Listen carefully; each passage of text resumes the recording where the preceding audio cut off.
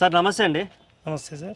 సంవత్సరం పరిపాలన చూశారు, కాంగ్రెస్ పరిపాలన ఎలా అనిపిస్తుంది సార్? అసలుకి ఏం లేదండి, ఏం సార్ మీరు అబద్ధాలు చెబుతున్నట్టున్నారు? రియల్ తేడా ఏం లేదు. ఆ, టీఆర్ఎస్ ప్రభుత్వానికి కాంగ్రెస్ ప్రభుత్వానికి ఆస్మాన్ ఫరకు.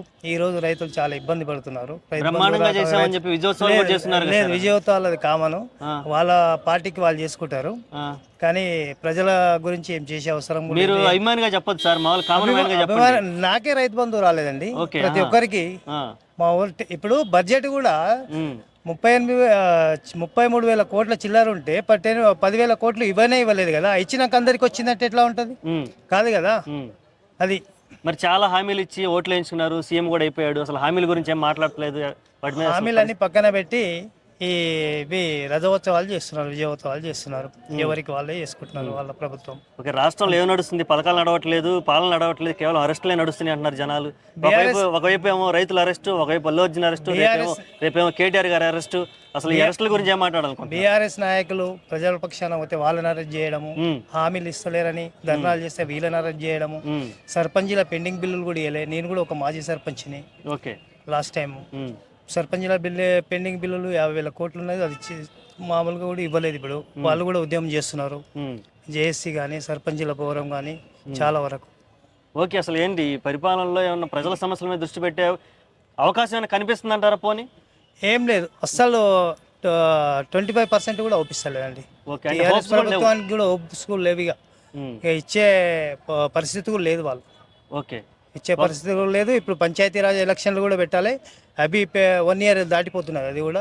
అది కూడా ఎలక్షన్లు కూడా పెట్టట్లేదు, ముందుకు రాలేకపోతున్నారు. హామీలు వెనుకబడిపోతున్నాయి, వాళ్ళు ముందుకు రాలేకపోతున్నారు. ఓకే, పోనీ ఈ సంవత్సరం పరిపాలనలో పెట్టినటువంటి పథకాలు అంటే ఏమన్నా గ్యాస్ కానీ కరెంట్ కానీ లేదంటే ఉచిత అది కూడా వచ్చిన వాళ్ళకు ఈ 500 గ్యాస్ది కూడా ఒక 100%లో ఒక 10% పడుతున్నాయి అకౌంట్లో. కరెంటు బిల్లులు అంతే, 200 బిల్లు ఉన్న అది కరెంటు బిల్లుకి మామూలుగా అది కూడా 10-20% పడుతున్నాయి అంతే. ప్రజలందరికీ ఎవ్వరికి తృప్తిగా లేరు, వాళ్ళ నాయకులే తృప్తిగా లేరండి. కాంగ్రెస్ ప్రభుత్వానికి ఓట్లు వేసిన వాళ్ళే తృప్తిగా లేరు. ఓకే, ఇంకో మాట వినపడుతుంది, రేవంత్ రెడ్డి ఒక్కడే కాదు సీఎం, మిగిలిన వాళ్ళు కూడా అందరు సీఎం లాగే ఫీల్ అవుతున్నారు అనేది. మినిస్టర్లు అంతా సీఎంలే, వాళ్ళ తమ్ముళ్ళు సీఎంలే, అందరు సీఎంలే. ఓకే, అందులో ఇప్పుడు కేటీఆర్ గారిని కనుక అరెస్ట్ చేస్తే ఒకవేళ ఈ ఫార్ములా రేస్ కేసులో ఎలా ఉండబోతుంది అంటారు? ఏం కాదు, ఉద్యమం చేసుకుంటే కొత్త ఏం కాదు కదా. కేటీఆర్కి అరెస్ట్ చేయడము, జైల్లో కూర్చోవడం కొత్త ఏం కాదు కదా. కామను ప్రజల అభిమానం పెరుగుతుంది ఇంకా మాకు.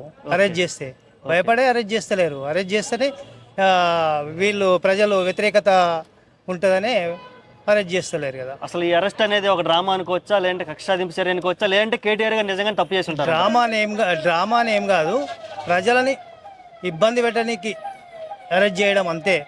ఇప్పుడు తప్పు చేస్తే ఎప్పుడూ అరెస్ట్ చేయాలి. 1 year ప్రభుత్వం వచ్చి తప్పు చేస్తే ఎప్పుడూ అరెస్ట్ చేయాలి కదా. ఎందుకు ఇన్ని రోజులు ఆగినట్టు? ప్రజలకు ఏందో ప్రజల మీద అభిమానము పొందాలని చూస్తున్నారు ప్రభుత్వం అరెస్ట్ చేసి, కానీ అది కాదు, అది కాని పని. ఓకే అండి, థ్యాంక్ యూ సో మచ్.